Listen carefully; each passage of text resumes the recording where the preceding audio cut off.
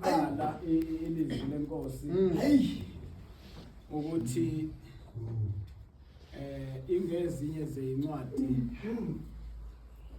ezibhalwa umpostoli uPaul. Amen. Iningi lezincwadi umpostoli uPaul akade ezibhala. Bezibhala esetilongweni. Kodwa le yabase Efesu uyibhala uhlezi khona eEfesu. Oh yeah.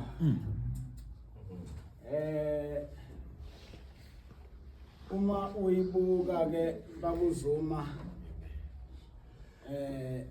njengabantu abayile esikoleni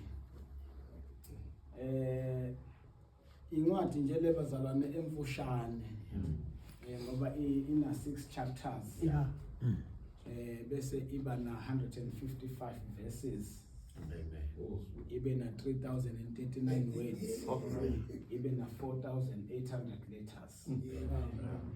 Uyibhala umpostoli uPaul kusuka ngonyaka ka61 uya ku62 AD. Lithi iBhayibheli lapha ya ezweni lase-Efesu umpostoli uPaul ufika khona ufica amadoda babumhlophe ayi12.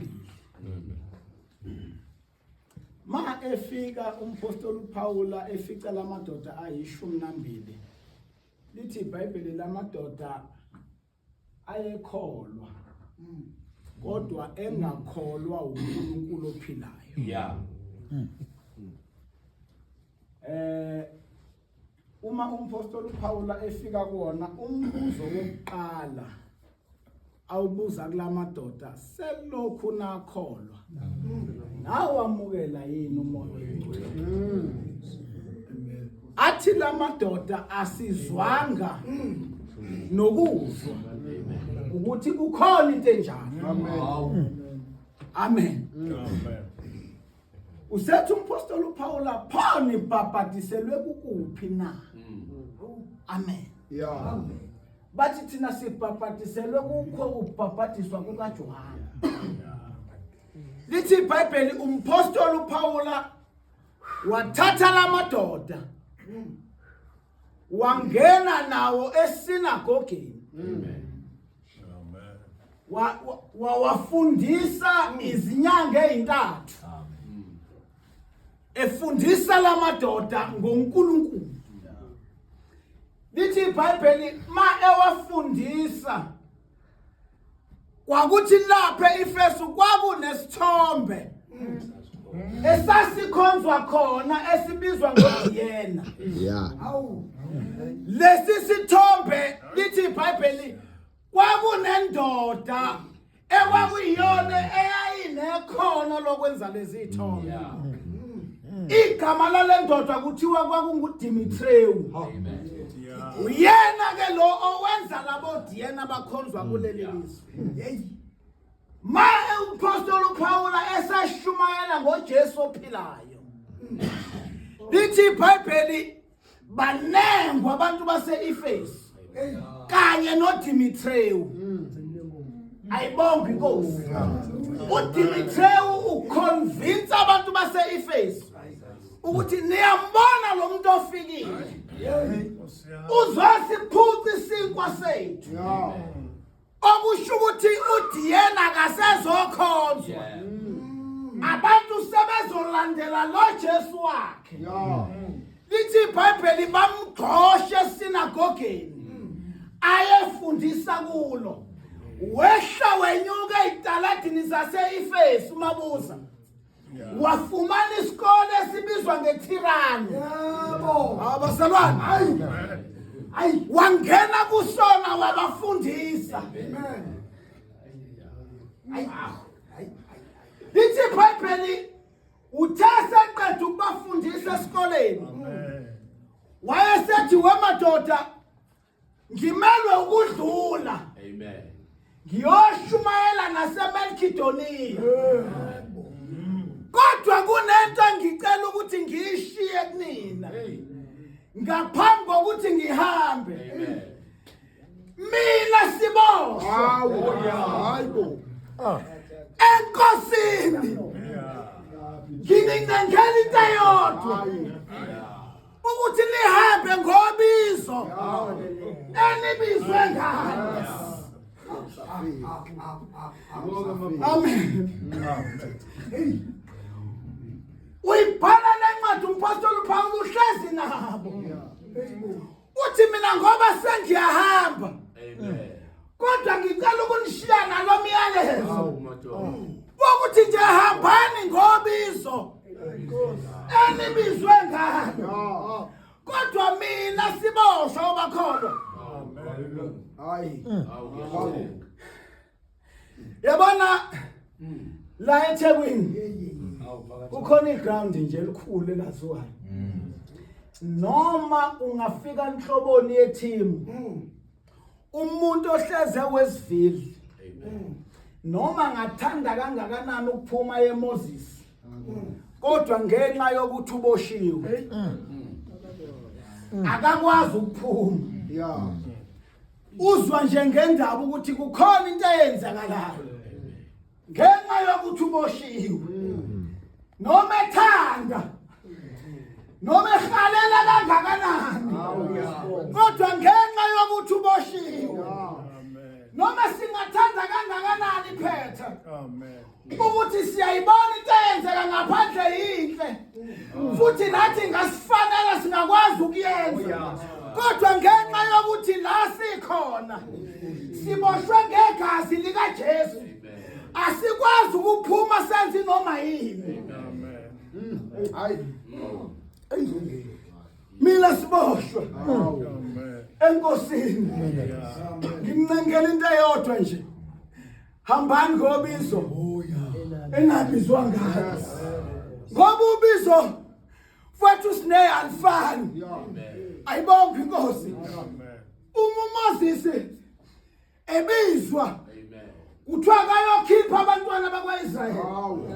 Lithi iBhayibheli wanikezwa induku ukuthi ngale nduku Moses iyona ozokwenza ngayo izimanga. Ayibonge inkosi. La ufika khona uzofika uphakamisa induku kukhona into ezokwenzeka. Kodwa lithi iBhayibheli ngalesi sikhathi uMoses eseretire sekuzothatha uJoshua. uJoshua yenikezwa incwadi yomthetho ngoba ubizo laba lufana.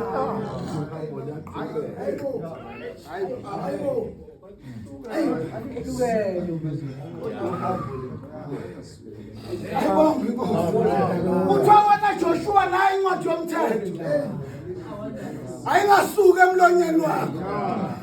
Abantu bebeholwa yilaba bantu abantu ababodwa. Abantu abazoholwa uJoshua abantu akade beholwa uMoses.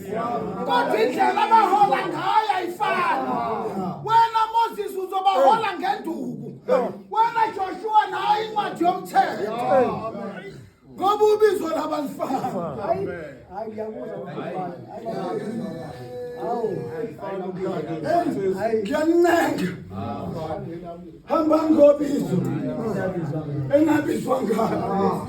Mhlambe nje futhi umkhaphasi mabe singa understand eyobizo besiyoyeka bazalwane futhi umhlophe na ukushayana ngengoma. Masinga understand ubizo amakholwa besiyoyeka na ukushayana ngentshumayelo. Ngoba sinalenkinga nje yokuthi umuntu obizelwe engomeni naye usebiziwe. Ayibonge inkosi.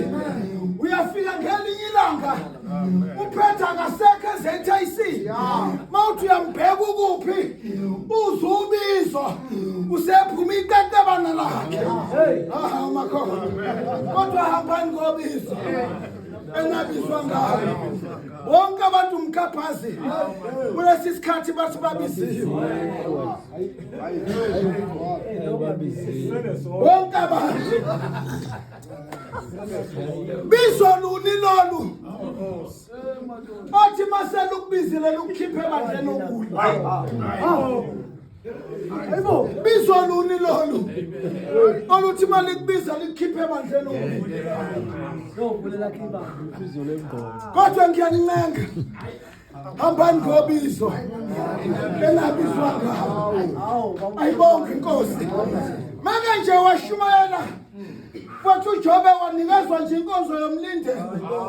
Kwathiwa nayo inkonzo yomlindelo siphathele yona.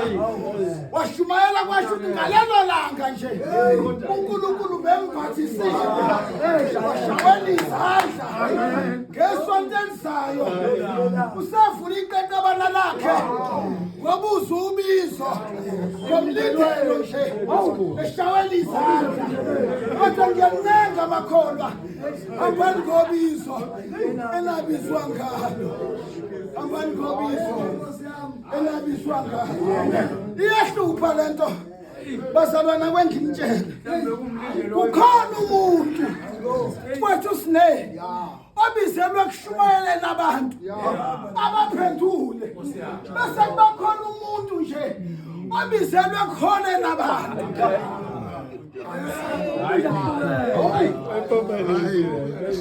Akusho ukuthi mawukwazi ukushumayela sekufanele ube umholi.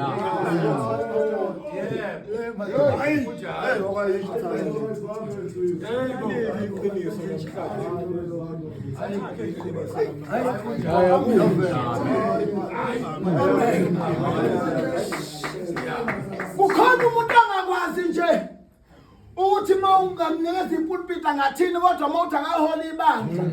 Unihola ibandla ngalendlela yokuthi kungabi khona ngisho ingqoko. Ngoba ubizo lwakhe lusekutheni yena umholi.